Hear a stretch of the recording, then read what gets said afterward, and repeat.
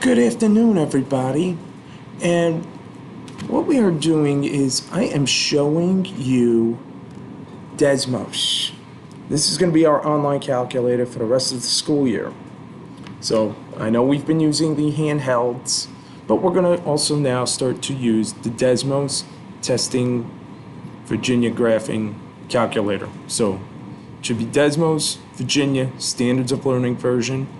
I did give you a link on Google Classroom, but you also have desmos.com/testing/Virginia/graphing.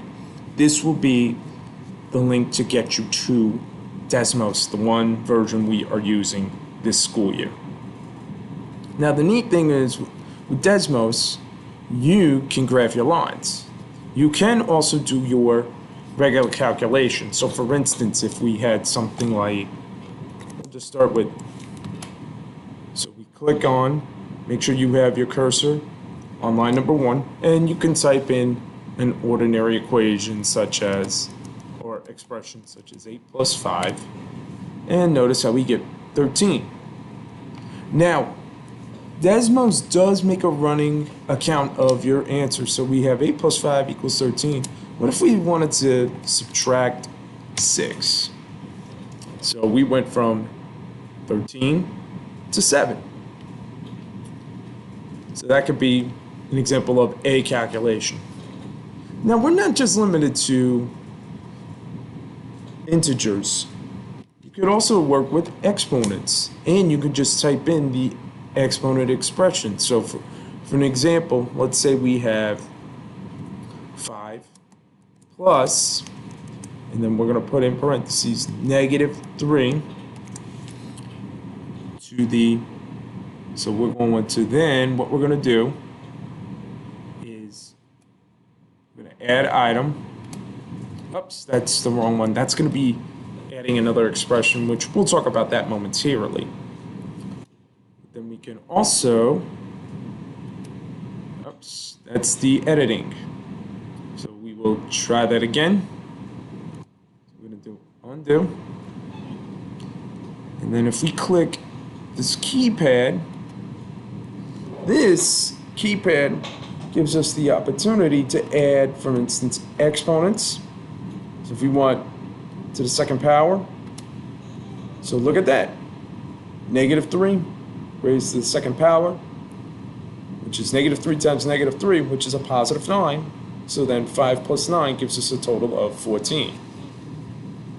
You could also have exponents that are greater than 2. So let's say we have, whoops, don't do that yet. So let's say we have 2. We can raise it to the third power.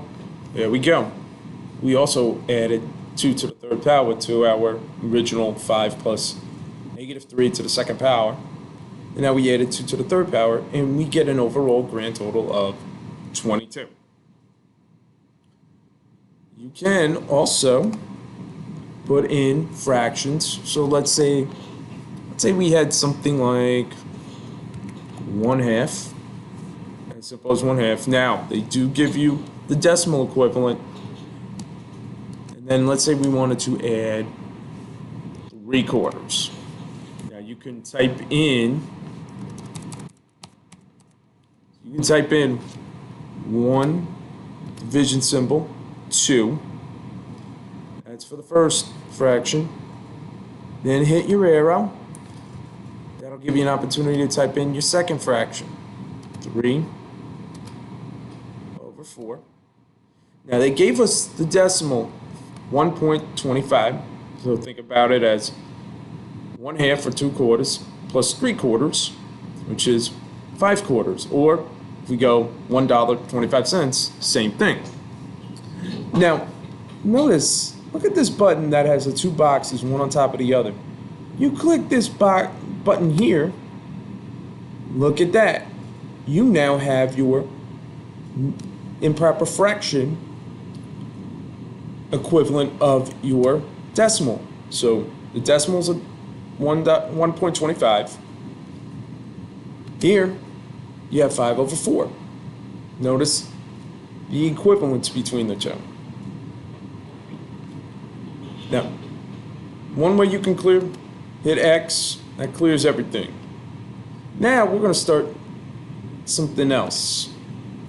Now down here you also have another possible set of options. You have absolute value, which is this button. So if you type in absolute value of -4, voila, +4. Or if you type in square root, you can say square root of 36. Ta-da, you get 6. Now, you also have, there are additional functions. So if you click on the functions button, we also have trigonometry, which we will not see right now. That will not be until your junior, maybe senior year, maybe even as early as sophomore year, depending on what you're taking. Statistics, we won't see too much of this. Maybe towards the end of the year, we might. Then you also have your distribution of data, and then the miscellaneous, which get used to the miscellaneous. We will be using this often. So the LCM, least common multiple, that will be helpful when we factor polynomials. Greatest common denominator, that would work with fractions. And then another one that will be important is this square root of n. So for instance, if you wanted to take the third root of some odd number, so if we click on, well, new line, so if I wanted to take the third root of something, so the third root or the fourth row, and then here, whoops, you type in your numbers. So we can type in the third root of 125. So this 3, we have a third root, 125, hit enter, ta-da. Third root of 125 equals 5. So we also have one other way with the graphing. That's if we want to graph functions, and we're going to be starting that really soon. So for instance, if you set your y equal to, give you an example of an equation, 3x minus 1, it graphs your line. And you can determine your intercepts. Now, be careful, this gives us the decimal equivalent 0.333, but the 3's technically go on forever, so it would actually be 1/3. And then if you keep scrolling, so they give you your intercepts. If you also want to look at where you are on the line, just click on the mouse and scroll. Notice how, so for instance here, when x is 2, y equals 5. So gotta be very careful. Whoops. There we go. And so on. So you can scroll your line and you can determine more or less where you are. So if x is 1, y is 2, and that would work for this equation. And you can graph multiple equations as well. So if you, oops, wrong button, click down, number 2, you could also say y equals, now you could also use fraction coefficients or even negative fractions. So we'll say negative 5/4, and then say, touch the front right arrow, x, and then we're going to say plus, we'll go plus 4. Okay. And notice how, again, they have locations, not only of your intercepts, so this is your y-intercept, but you also have the point where the two lines meet, and you also have an x-intercept, and then this will keep going. So you can keep going and scroll up and down the line, and notice how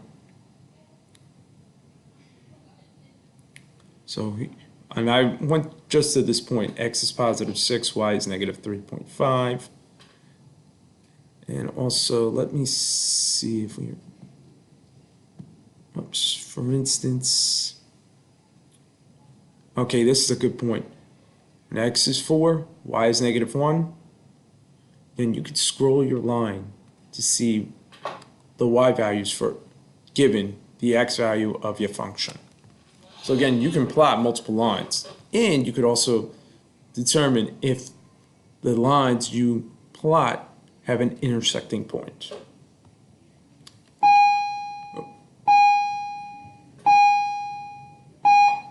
Okay, sorry about the bell, but that was more or less what we can do with Desmos, and we'll be working with Desmos more throughout the school year.